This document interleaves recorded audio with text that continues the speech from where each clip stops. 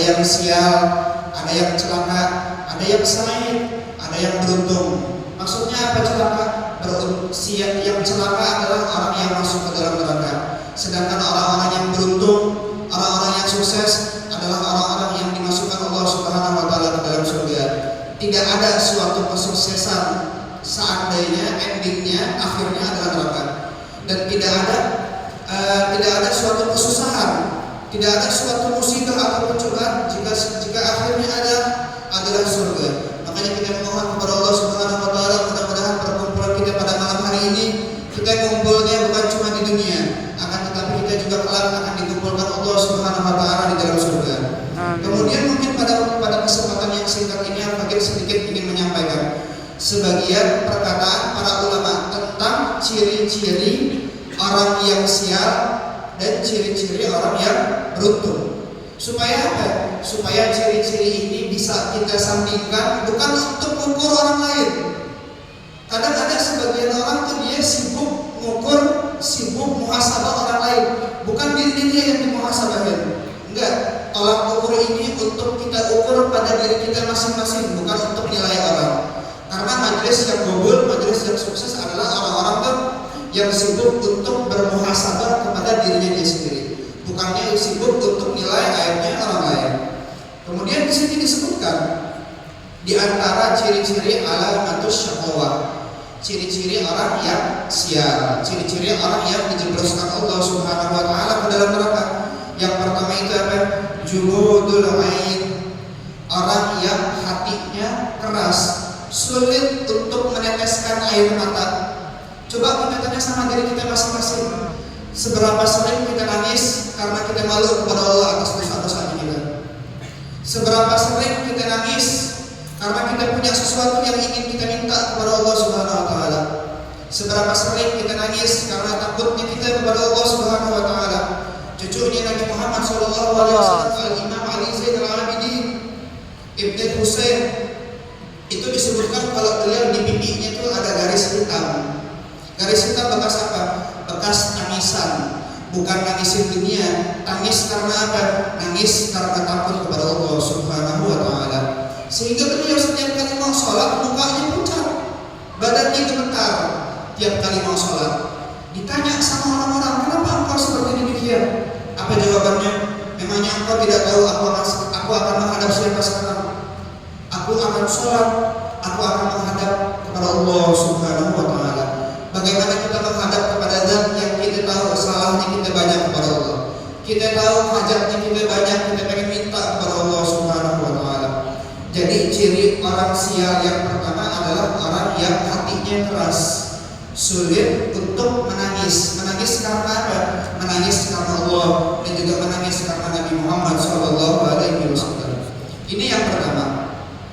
Bagus sahabat al-galam, hati yang keras. Orang tuh kalau hatinya keras, disindir marah, dinasehatin tersinggung. Itu ciri orang yang keras hatinya.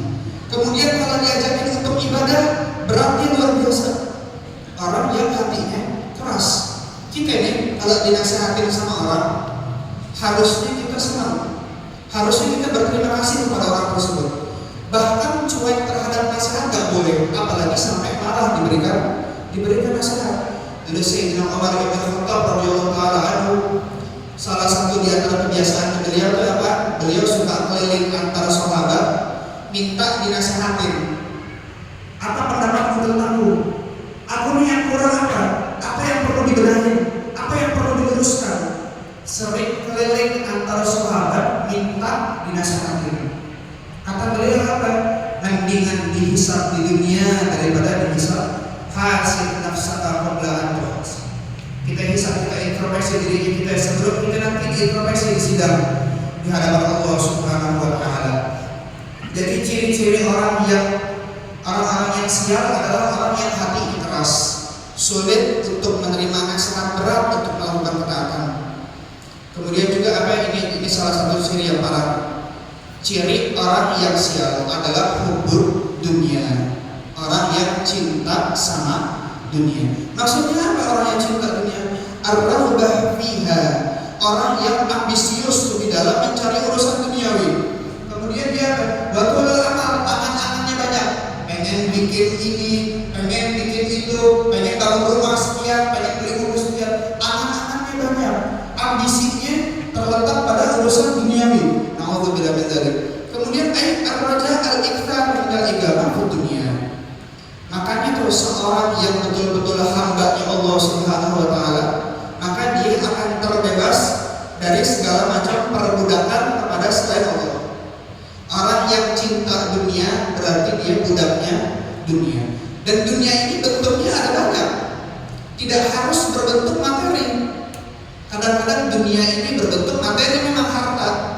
Kadang-kadang dunia berbentuk pujian, popularitas. Orang yang senang dipuji dengan orang lain, orang yang senang dengan popularitas, dia suka terkenal, maka dia berarti budaknya popularitas. Dan kadang yang lebih bahaya lagi, dunia itu menyamar dalam bentuk agama. Karena apa sih hakikatnya dunia? Dunia itu tuh dunia yang bikin kita lalai, bikin kita lupa dari Allah Subhanahu wa taala.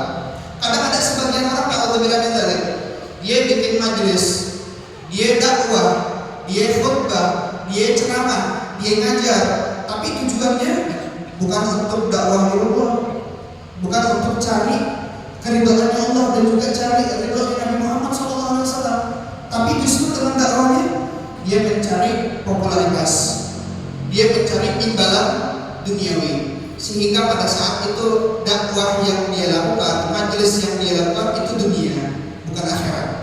Karena apa? Karena dunia adalah yang menjadikan kita lalai dari Allah Subhanahu wa taala.